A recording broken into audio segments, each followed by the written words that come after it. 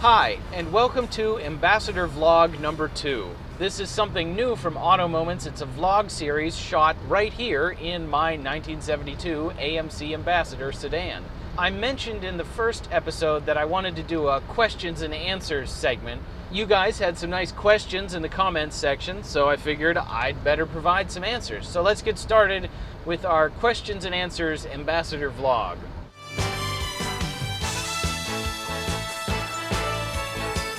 Well, I can't give all my secrets away, but if you've watched enough AutoMoments, you'll see a lot of the license plates say Pennsylvania on them. So it doesn't take a detective to figure that one out. And if you're asking because you have a particular car you'd like me to feature on the program, well, you can always send me an email to automomentsshow@gmail.com, and then we can talk about location.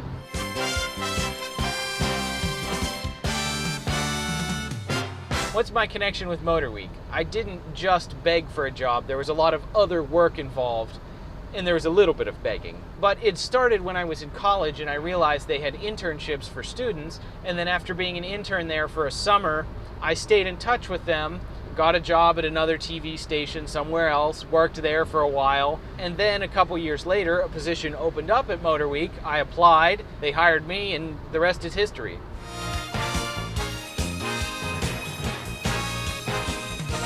And no, I wouldn't call myself personal friends with John Davis. I mean, we're co-workers. If you watch the MotorWeek podcast, I mean, you'll see we're on first name terms with each other and we get along fine, but it's not like he's inviting me to come over to his house for like a family barbecue or anything like that. Not that he's not a nice guy, just that, I'm sure he already has plenty of friends.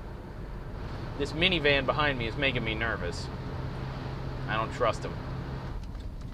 Oh boy. Get this old heap turned around.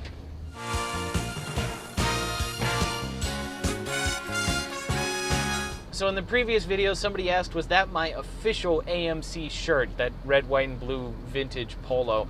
And no, it is not. I think it's like a worn out Land's End shirt or something. I forget what brand it is. But it was a hand-me-down, but I just love that it's red, white, and blue, so I kept it. And it's comfortable because it's kind of worn out, so it's pretty soft. If you watch my AMC Eagle Time Warp test drive, you'll see I'm wearing that shirt. And so a lot of the times, if I'm doing something American Motors related, yeah, I'll wear that shirt. But no, it's not an official AMC product, or it doesn't have any branding on it or anything like that. I know that someday it's going to be so worn out I won't be able to wear it anymore, and I'll be very sad when that happens.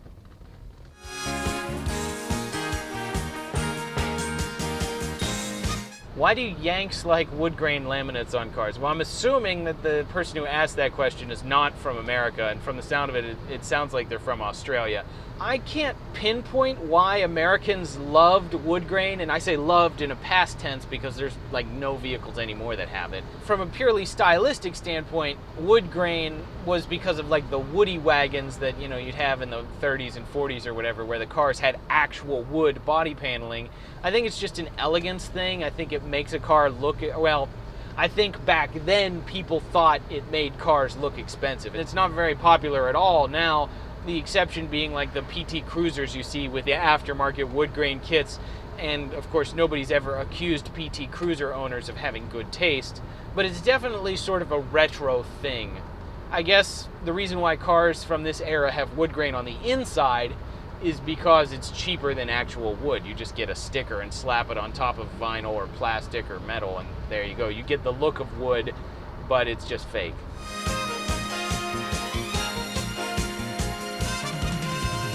Somebody asked, what does desert only mean on the climate controls? That was an AMC thing that was actually a holdover from the Nash years. The Kelvinator division of Nash built refrigerators, and so they had experience with cooling equipment and compressors and condensers and that sort of thing. So Nashes were some of the earliest vehicles with air conditioning. They called the system Weather Eye, and one of the settings on Weather Eye was called Desert Only, because it's designed to only be used in a hot, dry environment. And the reason why is because you're running the air conditioner at like full blast, and it can actually ice up, especially if it's humid out. So if you're in a desert where, the relative humidity is 0, then it won't frost over. But if you're running it on a really muggy day, you might have too much condensation, and then that can cause problems and maybe even damage the equipment. I don't know. As I said earlier, my air conditioner just blows warm gasoline fumes in here, so I've never actually ran it in desert-only mode.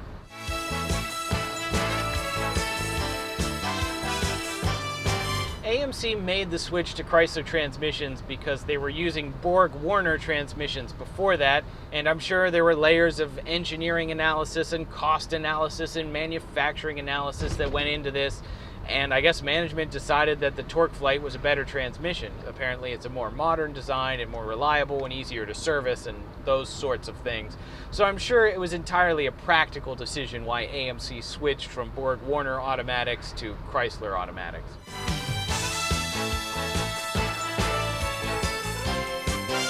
Another car-related question, how hard is it to find parts for these cars? Mechanically, it's not very hard because this car has an AMC V8 and a Chrysler transmission. I mean, there's billions of Chrysler TorqueFlite transmissions, and even the AMC engines aren't hard to find parts, mainly because of the performance communities for Javelins and AMXs and stuff. You know, this was a fairly common engine. If you're talking about body stuff, from the A-pillar back, the Ambassador and the Matador are basically the same vehicle, except for like some of the light, taillight areas and such.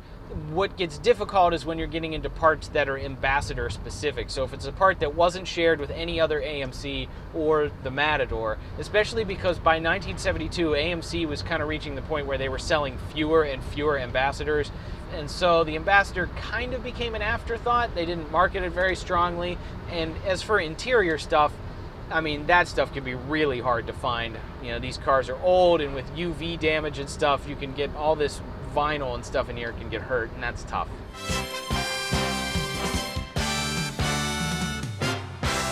Yes, that is an official Nixon campaign sticker. That was a gift from a coworker. When he found out I was buying a 1972 AMC Ambassador, he's like, oh, well, you have to have some period correct memorabilia to go with it. And it's not a political statement on any part by me. I just thought it was a nice little thing to add to the car. And of course, where are you going to find a George McGovern sticker? So Nixon's really your only choice for 72.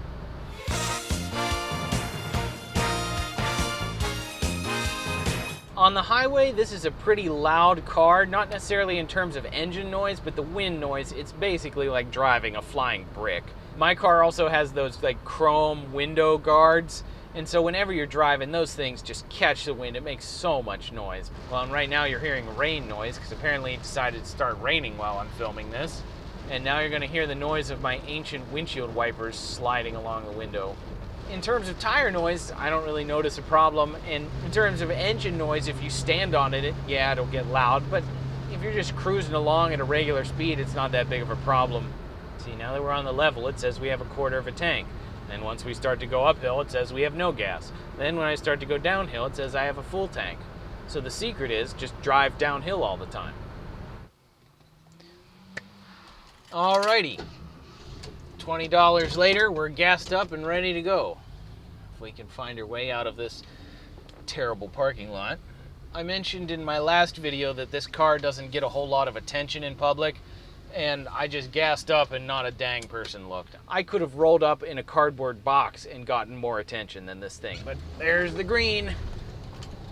Here we go. Oh boy. This car doesn't have enough power to really get you in trouble, but you can at least pretend like it when the road's wet.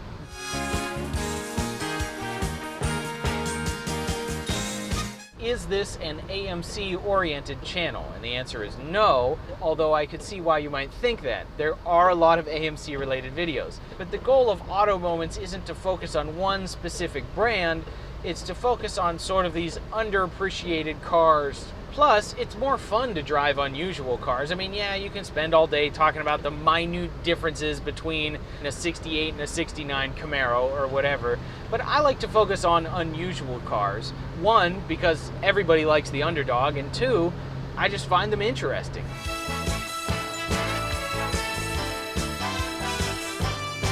Talking about the style of my videos, I don't think I set out to be a particular type.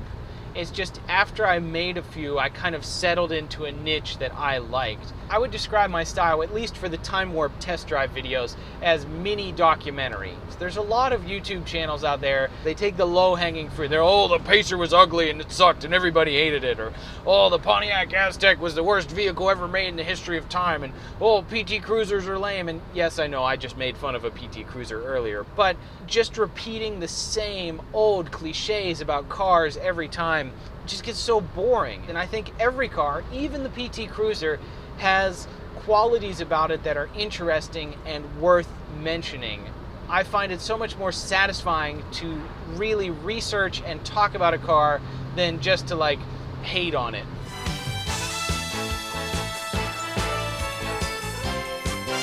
I've been waiting for the right Studebaker to come along, and I'm sure I'm going to get like 100 emails now because I said that. But yes, I would love to do a short time warp test drive episode on a Studebaker. At the moment, I'm working on a long feature-length documentary about the history of American motors. Down the road, sure, I'd love to make a feature-length film about the history of Studebaker.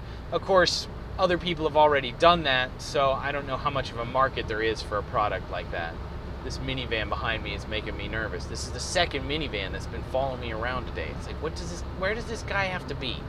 We're gonna hang right here and trundle down this little farm lane to escape the minivans that are after us, which trundle is a fun word. I think trundle is a great word for this car because it just kind of blah, blah, blah, blah, blah, blah. Now the minivan is following me. This van might think he's a trundler, but he can't trundle like I can. Oh, now I'm gonna have to wash my car. So we're gonna trundle back up this country road.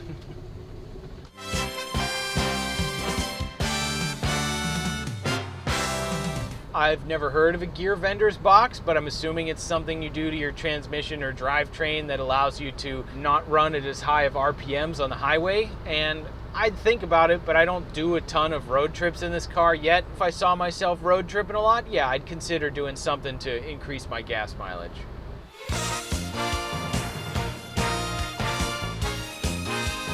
If I could own any modern muscle car, regardless of price, what would it be?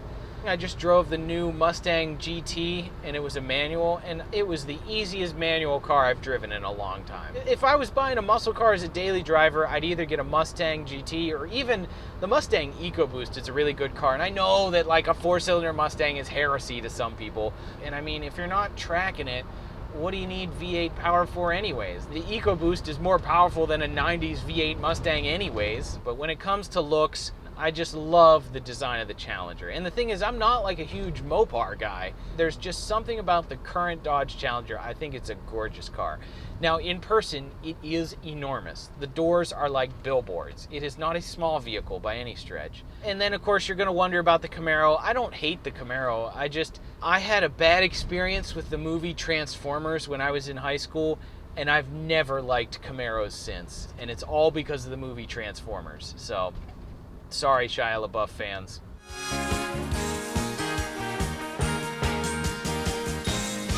This car does have seat belts. They were required by this point, and it has lap belts with a shoulder belt that clicks into the lap belt. It's designed to be folded up and clipped to the ceiling when not in use. So I am wearing my lap belt, and when I drive long distances, I do mess with the shoulder belt. It's just hard because it doesn't retract, so when you have it on, you can't lean forward to like reach any of your controls. It's kind of annoying.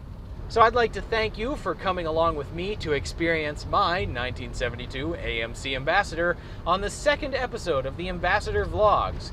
As I said earlier, you're more than welcome to leave a question below. I'll get to it in a future episode. Be sure to keep watching AutoMoments because we've got more videos on the way. And thanks.